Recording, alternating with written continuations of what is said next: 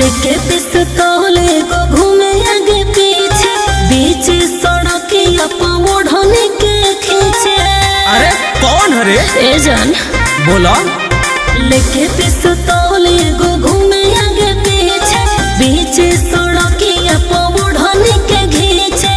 और सुना हाँ बड़े बड़े माफिया के कहेला जानू रहेले हमारा नीचे।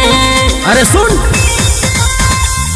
चले गंगेस्टर पसावर के सहारा को ऐठेला लोग भैया के इशारा अरे कहत गोली चलावा दी चौराहा पर बहुत गोली चलावा दी चौराहा अरे कहत गोली चलावा दी चौराहा पर बवाल हो जाई जान।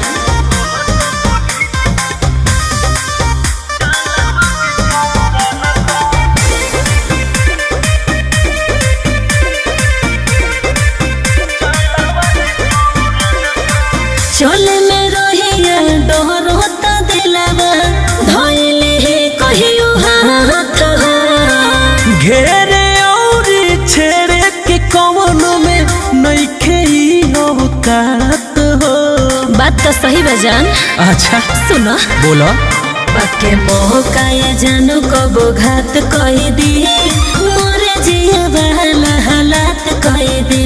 ओहो पसवान जी की है राइफल मिलेला भाड़ा को कौनो ना नजर भौजी डाली तहारा पर अरे कहत गोली चलावा दी चौराहा पर बहुत गोली चलावा दी चौराहा अरे पर कहत गोली चलावा दी चौराहा पर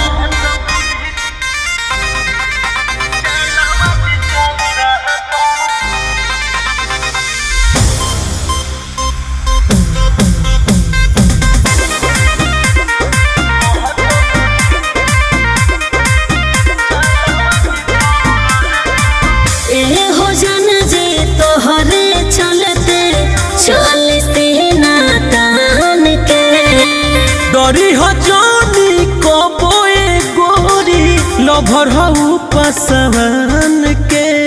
हाँ सुना ऐसा गलती ना हुई। अरे हिलौले रह सोनू सरगम तूफान बतिया दिल धड़केला दिनो रतिया।